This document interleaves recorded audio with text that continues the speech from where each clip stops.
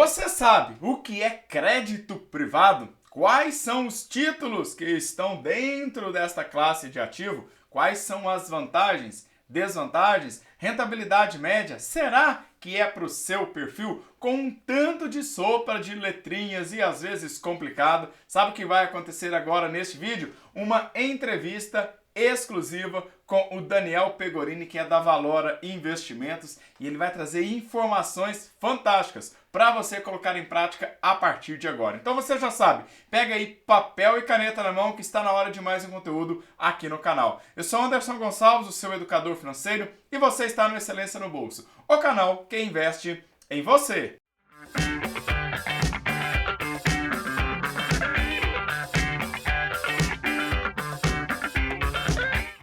Legal. E agora vamos receber Daniel Pegorini da Valora Investimentos, uma gestora que hoje você vai descobrir verdadeiramente como utilizar o crédito privado, o investimento em crédito privado a seu favor. Daniel, tudo bem? Seja bem-vindo. Tudo bem, Anderson? Muito obrigado aí pela oportunidade de conversar com vocês. Beleza, seja muito bem-vindo. Então, para você que já esteve aqui, tá? O Alessandro Vedrossi. Alessandro, depois você passa aqui nos comentários e dá um apoio aqui, né? Pro Daniel, para toda a equipe da Valora. E hoje, como vocês pediram, para que nós trouxéssemos de volta a Valora Investimentos aqui para você entender. Daniel, o que está acontecendo com este mercado? Nós vamos falar daqui um pouquinho sobre a Selic a 2%, mas o pessoal me pergunta muito aqui no canal sobre o que é esse tal de crédito privado. É para qualquer pessoa, né? Como que funciona isso? Então, quais são os principais títulos, né, de crédito privado? Vamos lá, Anderson, quer dizer, muitas vezes, os títulos mais conhecidos aí acabam sendo os CDBs, né, e etc., o Tesouro Direto e tal, mas é uma indústria bem mais rica. Você tem aí as debentures, né, que são títulos de dívida das empresas. Você tem as notas promissórias, que também são títulos de dívidas das empresas. Você tem as LFs, letras financeiras, que são os papéis de dívida dos bancos, das instituições financeiras. Você tem também FDICs, que são fundos de investimentos em direitos creditórios, que são normalmente fundos que compram recebíveis de uma gama grande, de uma amplitude grande aí de tipos diferentes. Você tem os CRIs, Certificados de Recebíveis Imobiliários, quer dizer, são dinheiros emprestados normalmente para incorporadores para fazer financiamento à construção civil. E você tem os CRAs, que são certificados recebíveis agrícolas, né? Então, dá para ver que tem uma sopa de letrinhas bastante grande de títulos que dá para você fazer bastante coisa com elas, muito mais do que o CDB, a poupança e etc, certo? Então, aquela ideia, né, do investidor, que a hora que ele está dentro do bancão, o gerente fala para ele, olha, renda fixa é CDB, no máximo talvez LCI e LCA. Ele coloca a cabecinha um pouquinho para fora, ele vê o famoso, né, e legal Tesouro Direto. Mas existem muitas outras opções para diversificar essa carteira dentro da modalidade ainda de renda fixa, não é verdade? Sem dúvida. E, na verdade, é aí que entra realmente o que é o mercado de renda fixa crédito privado, né? O mercado, ele é muito mais profundo do que as pessoas acham, ele tem uma quantidade grande de títulos, é um mercado enorme, é um dos maiores, o renda fixa crédito privado é um dos maiores mercados do planeta no todo, como forma de investimentos, tá? No Brasil ele vem crescendo mais nos últimos anos, eu diria que ele cresceu muito a partir dos últimos 5 anos, exatamente em decorrência aí dessa questão da queda da taxa de juros, da inflação que vem baixando e a possibilidade de mais empresas tomarem dinheiro. Há algum tempo atrás, apenas as empresas muito grandes brasileiras acabavam tomando dinheiro emprestado no mercado. Hoje por hoje, você tem instrumentos e muitas outras companhias e segmentos que acabam tomando dinheiro e uma oferta bastante grande de títulos para o investidor. E uma possibilidade de um crescimento, né, de várias cadeias hoje, né, no Brasil que a gente vê.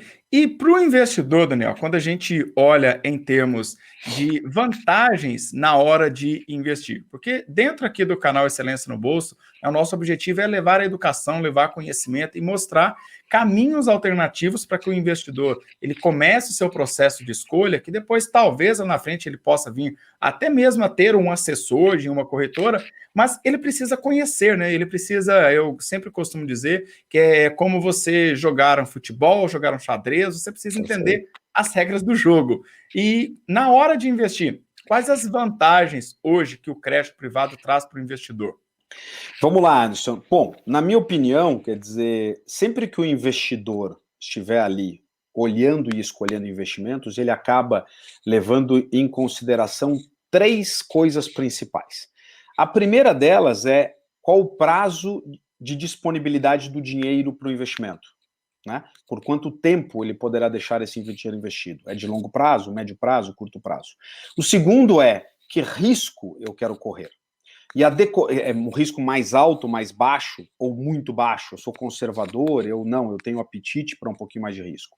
E aí, em terceiro lugar, deveria vir a taxa.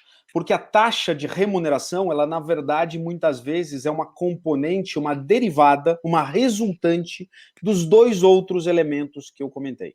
Então, eu diria para você o seguinte, quais são as vantagens? A renda fixa, crédito privado, são ativos que normalmente têm um conjunto de risco menor do que, por exemplo, o mercado de ações. É óbvio que a renda fixa às vezes não vai dar aqueles 10, 20% ao ano, né? Aquele seu amigo do WhatsApp que vive falando que ganhou tantos por cento comprando Oi e tal, né? Mas em compensação ela também não vai dar fortemente negativa. Quer dizer, ela não vai, ela até pode dar um pouquinho negativa, o Márcio e Abril mostrou isso, por causa da acomodação dos preços dos papéis, mas não é um mercado para dar rentabilidades de 10, 15% negativos. Portanto, qual é a vantagem de investir em renda fixa? É que você tem uma taxa de remuneração com bastante mais, onde você vai ter uma taxa positiva com uma probabilidade muito maior de acontecer, perfeito? Então, principalmente para aqueles dinheiros onde você às vezes tem menos prazo para deixar, não tem aí anos pela frente para ficar esperando e etc., a renda fixa acaba com certeza sendo a alternativa ideal para esse tipo de investidor. Perfeito? E independente da carteira, né? Se é um perfil conservador, moderado, arrojado, essa carteira de um investidor inteligente, ela sempre tem um percentual de renda fixa. Perfeito. Né? Então, não adianta algumas pessoas, né, jogam na internet e trazem várias vídeos. A renda fixa morreu. Né? Eu acho que tem uma rentabilidade que é para o momento, diferente do que era quando a Selic estava 14,15, tá? Mas ela nunca vai, pelo menos na minha opinião, ela nunca vai morrer. É isso também para você que está aí como CEO, dentro aí, fazendo uma gestão de bilhões, milhões. Conta para nós aí, para quem está aqui no Excelência no Bolso, como é que é o dia a dia da Valora, o que você faz, para as pessoas entenderem, né, que temos aqui os investidores, e do lado de lá tem pessoas que trabalham o dia inteiro para trazer estas vantagens e diminuir riscos e aumentar a rentabilidade. Como é que é o dia a dia aí de vocês? É isso mesmo, quer dizer, a Valora Gestão de Investimentos, para você ter uma ideia, Anderson, é uma gestora com 15 anos de vida, é uma das primeiras gestoras independentes do país, ou seja, não vinculada a nenhuma instituição financeira. A gente hoje tem mais de 4 bilhões de reais sob gestão e a gente tem aí uma quantidade grande de fundos no mercado, quer dizer, hoje são mais de 20 fundos no total, e tem fundos imobiliários, fundos de renda fixa, FDICs e etc. Bastante especializado nessa parte de crédito privado.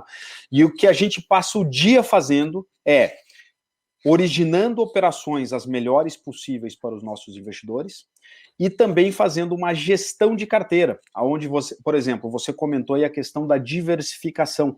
Então a gente passa muitas horas do nosso dia olhando as carteiras e vendo como é que a gente faz para diversificá-las melhor, no sentido de fazer riscos menores no contexto sistêmico da carteira. Então, ter segmentos menos atrelados um ao outro, né, descorrelacionados, correndo riscos de natureza diferente, prazos diferentes, a liquidez das carteiras para honrar resgates e tudo isso. Esse é o trabalho do dia a dia de um gestor. Somos uma equipe hoje de praticamente são 39 pessoas, quase 40 pessoas que passam o dia todo fazendo isso.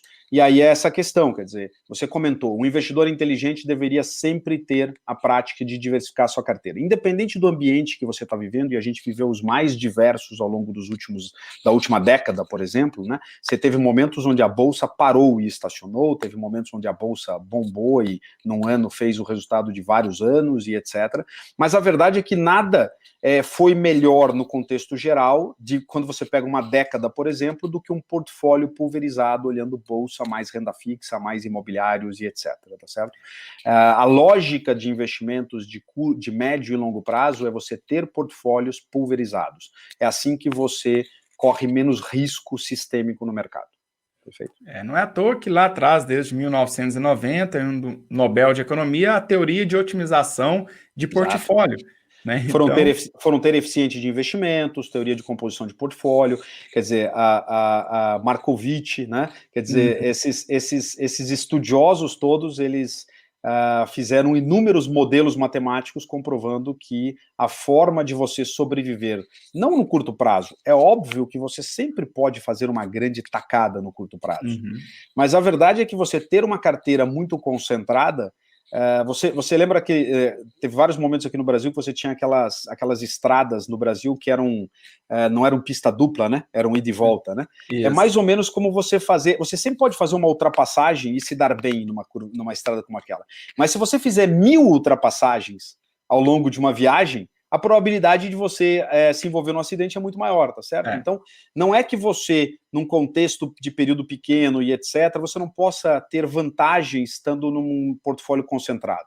Porém, no médio e longo prazo, isso é mais ou menos como você querer jogar uma moeda para cima e que ela decara sempre, tá certo? No médio e longo prazo, um portfólio pulverizado e diversificado é a forma mais eficiente e com menor risco para você trabalhar.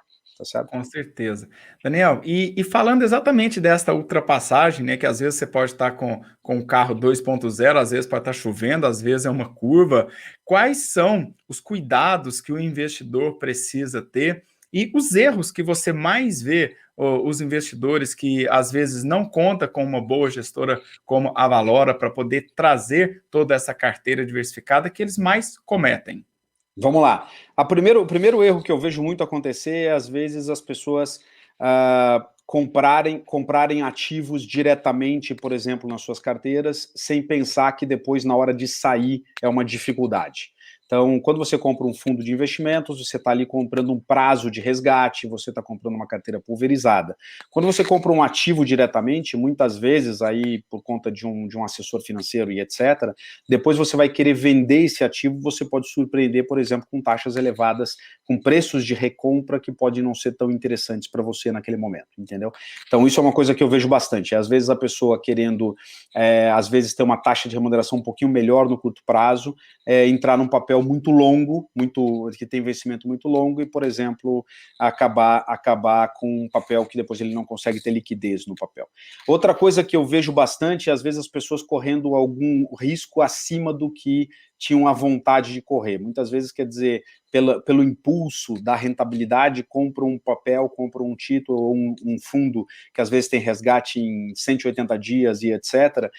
E às vezes esse fundo ele tem um nível de risco, né, uma volatilidade e etc. Esses índices todos que a gente sempre fala aqui, né, um pouco além do que é aí a vontade. E, por exemplo, acaba tendo uma perda relevante num primeiro momento, 1 mês, 2 meses, 3 meses, que ele não estava preparado para isso. Então, eu acho que isso também é uma questão bem interessante. Ele tem que tomar cuidado para comprar um fundo e ir devagarzinho. Não querer ir diretamente, às vezes, para um fundo que tenha um nível de rentabilidade mais de risco muito elevado para o seu perfil. Tá? E exatamente, né, Daniel? Falando sobre esse perfil do risco, liquidez, aportes, vem uma coisa que a gente sempre está falando, né? Qual o perfil do investidor? E diante disso, como é que você vê hoje o perfil do investidor para buscar o crédito privado e vários outros ativos que tem dentro desta gama, né, que para aquelas pessoas que estão dentro do banco, quando olha para a Valora, uma gestora de investimento, percebe que o mundo virou um horizonte de possibilidades, né? E como Perfeito. que é este perfil dentro hoje do que vocês trabalham? Vamos lá, Anderson. Existem fundos para todo perfil de investidor. Eu diria que a partir do momento que o investidor já compôs aí a sua reserva de emergência, né, aqueles 6 meses de custo colocados no Tesouro Direto ou em fundo DI, a partir daí você tem fundos, por exemplo, na Valora, você tem fundos D15 que a aplicação mínima são R$ 1.000, tá certo? Uhum. Eu acho que isso, Anderson, foi aí uma vantagem muito grande que as plataformas de investimento deram para a gente. Eles possibilitaram uma democratização de grandes fundos, de grandes gestores, de grandes gestoras, né, em volumes muito baixos de investimento. Então, você consegue hoje, como eu estou falando, quer dizer, com lotes mínimos aí de R$ 1.000, você consegue comprar fundos que nem o Absolute da Valora, que é um fundo D15, que tem uma rentabilidade aí, uma expectativa de rentabilidade em torno de 2,5%, 3% real no ano. É uma carteira pulverizada de créditos, etc. Ou seja, você imagina que com R$ 1.000, o sujeito vai lá e entra no fundo, ele compra mais de 50 papéis ao mesmo tempo. Tá certo? Imagina que isso é uma possibilidade hoje, só para dizer que, enfim, fundos de renda fixa, crédito privado são para qualquer investidor, né? Mínimo, quer dizer, você tem aí fundos com mínimos de R$ 1.000. Você, óbvio, tem os fundos com mínimos de R$ 30.000, mas às vezes, muitas vezes, é difícil hoje você ver um fundo que o mínimo seja acima de R$ 30.000. E muitas vezes é assim, o mínimo de inicial é 30 mil, mas a partir daí a contribuição pode ser R$ 1.000, entendeu? Como, por exemplo, é o nosso fundo D90, que é o Guardian, também está nas plataformas, que é um fundo mais estruturado, que corre um risco aí de FDICs dentro dele, etc. Mas é um fundo com uma rentabilidade, expectativa de rentabilidade aí de mais de 4% real no ano. Então esse fundo é um fundo que o mínimo dele é 30 mil, mas ele depois vai subindo com volumes muito baixos. Você pode fazer investimentos depois de R$ 1.000, entendeu? Então é bem interessante aí, eu acho que as possibilidades são inúmeras hoje para o investidor. Uma coisa, Daniel, vou aproveitar aqui para trazer que eu acho que é libertador quando uma pessoa, a gente entende o papel do banco, uma instituição financeira, parceira para vários tipos de produtos e serviços que é papel do banco, mas eu defendo aqui que o banco não é o lugar de investir. E o que a gente percebe? Quando a pessoa ela sai do banco e começa, mesmo que ela faça o primeiro investimento no Tesouro Direto, no CDB, ela começa aí para um CRI, um CRA, ela começa a ver um fundo, ela começa talvez até uma previdência, ela começa a se libertar. Né? Ela É isso começa mesmo. a falar assim, olha, eu tô entendendo. A autonomia é um negócio muito, muito legal disso, né?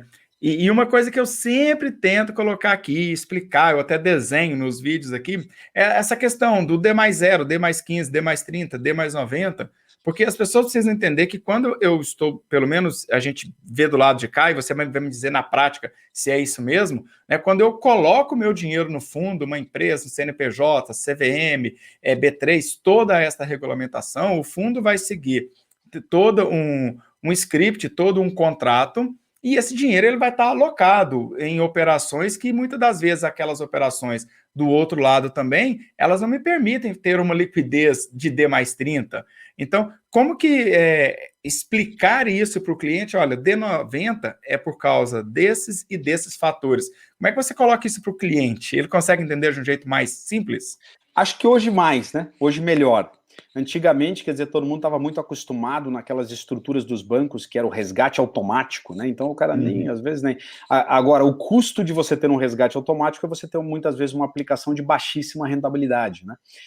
Então, eu concordo com você, eu como um liberal, eu gosto muito de que as pessoas tenham autonomia para fazer suas coisas. Óbvio que eu acho que elas têm que estar educadas o suficiente para tomar suas decisões pessoais, mas eu gosto de ver as pessoas tomando nas suas próprias mãos as rédeas do seu programa de investimentos. E aí o grande ponto da liquidez é isso que você está falando, quer dizer, muitas vezes as pessoas nem precisam do dinheiro em D1, né, no próximo dia e etc., mas elas querem ter aquela segurança do dinheiro em D mais 1. Obviamente isso também tem um custo, quer dizer, toda vez que um gestor ele coloca um fundo D1 à disposição de um investidor, ele tem uma ineficiência de ter que de lidar com muito caixa dentro do fundo, e isso custa para o investidor no geral. Então, o grande ponto aí é que as pessoas têm que, às vezes, começar a fazer programações financeiras melhor, de maneira a ter um conhecimento do seu orçamento para saber que prazo eles podem deixar os investimentos lá, e de maneira que ele também não vá fazer uma compra impulsiva muitas vezes e de repente ter que precisar do dinheiro no dia seguinte porque ele saiu e comprou alguma coisa, tá certo? Então acho que é verdade isso, cabe dizer, o gestor do lado de cá, ele se programa para dar liquidez aos investidores num determinado tempo, e isso faz parte da formação da carteira.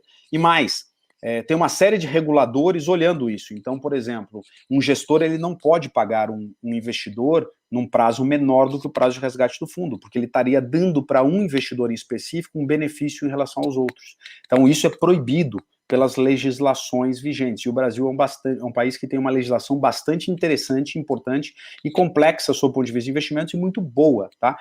De maneira a você não privilegiar investidores em detrimento de outros, tá? Então, acho que esse é o ponto. Que legal.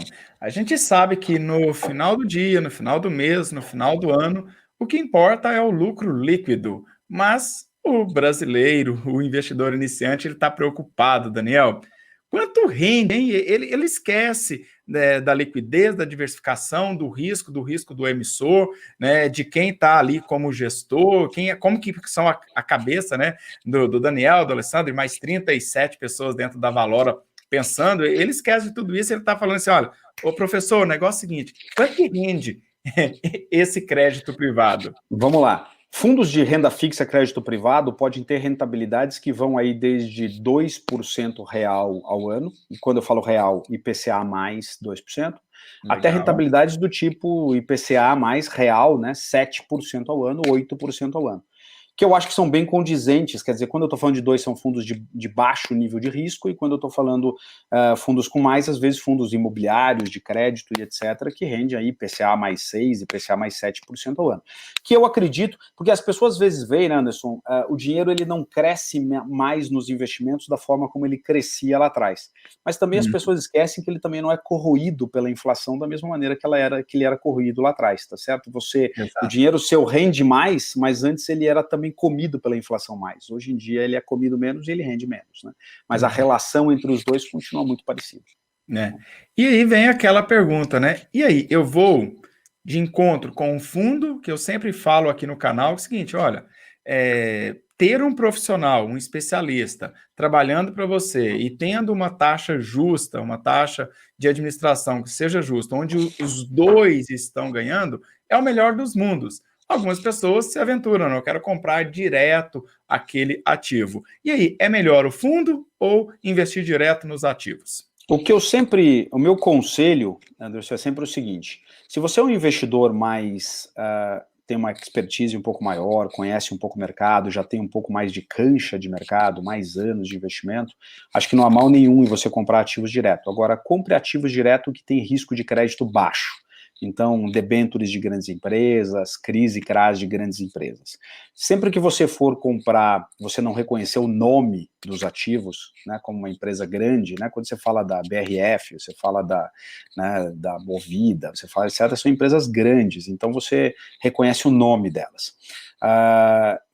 Tudo bem você comprar diretamente. Fora isso, compre através de fundos de investimento. Por quê? Porque a verdade é que o investidor médio, ele não fica lá aquelas horas todas que um time inteiro nosso fica olhando notícias e previsões e etc., e olhando o que está acontecendo nas empresas. E a gente faz isso para quê? A gente faz isso porque quando a gente está desconfiado, está incerto, está inseguro, a gente sai das posições, a gente vende ativos, a gente não compra ativos. E essa é a tarefa de um gestor, é fazer com que a carteira de investimentos não tenha perdas, né? E muitas vezes o investidor direto acaba não tendo acesso, o tempo, a disponibilidade para fazer todo esse estudo e acaba caindo em algumas situações onde ele sofre perdas com relação a créditos, né? Então, só vá para fundos, para ativos diretos quando são créditos muito óbvios, eu sempre digo. Se não, compre através de gestores. Tá? Legal, Daniel. E estamos aí, de uma maneira histórica, né, vivendo um melhor momento e talvez um momento de indecisão para muitos investidores, que é a Selic, chegando aí a 2%, menor, né? Eu vi aí uma Selic de 17, 18, ela ficou 13 meses travada nos 14,15, as pessoas achavam que estavam ganhando dinheiro lá com a Selic a 14, um IPCA 10,37, né, e não fazia a conta do lucro ali real, do ganho real. Qual que é a importância hoje, Daniel, nesse cenário de uma Selic a 2% no crédito privado, na carteira do investidor?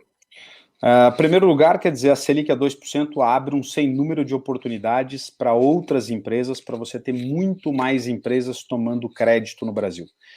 E a taxas, às vezes, mais elevadas. Então, acho que, no final das contas, o contexto geral da Selic de 2%, ela significa oportunidade para o mercado de crédito. Acho que o que vai acontecer é que você vai ter mais opções disponíveis, portfólios mais atrativos e, ao longo do tempo, você ter mais segmentos econômicos dentro do mercado. Eu acho que vai ser super positivo para o crédito privado ao longo dos próximos anos. E, Daniel, deixa eu só colocar aqui, porque a gente tem uma prática que é a seguinte, deixa eu ver aqui. As pessoas que estão aqui no canal, nós temos o Volta Daniel, para a gente ver essas pessoas que chegaram na nossa live até aqui, que pegaram papel e caneta na mão, que anotou, que já sabe aí qual que é o site institucional da Valora Investimentos, o Instagram, para poder acompanhar tudo. Se vocês querem que a gente traga de novo aqui o Daniel ou mais algum dos gestores e das pessoas que estão dentro no dia a dia, para você entender, né, que do outro lado, né, existem pessoas pensando em você, trabalhando para você, buscando as melhores oportunidades de investir. Então, você que chegou até aqui, depois coloca aí, ó, #VoltaDaniel. Daniel, primeiro eu quero agradecer você por este bate-papo, por essas informações que valem ouro na vida dos investidores e de quem está seguindo aqui o canal Excelência no Bolso. Eu gostaria que você deixasse uma mensagem final aqui, para que as pessoas pudessem entender a importância de fazer este investimento, a importância de buscar empresas e, por exemplo, aqui a Valora Investimentos, gestora de ativos, para entender, né, o que vocês fazem e realmente buscar benefícios em levar esses ativos junto aí da carteira. Bom, Anderson, acho que é só agradecer aí a você imensamente essa oportunidade de falar com as pessoas e deixar claro aqui que as pessoas lá na Valora estão o tempo todo pensando em como trazer melhores oportunidades de menor risco, de mais retorno, condizentes risco e retorno para os investidores dos nossos fundos, dos nossos produtos, e uma mensagem positiva e otimista em relação ao mercado de renda fixa, crédito privado e do Brasil em si, tá? Acho que isso que é importante nesse momento, acho que já a gente vai estar em voo de cruzeiro de novo. Com certeza. Daniel, um forte abraço e nos vemos em breve nos próximos vídeos. Valeu! Obrigado, Anderson. Um abraço para você e para todo o pessoal participando da live. Valeu!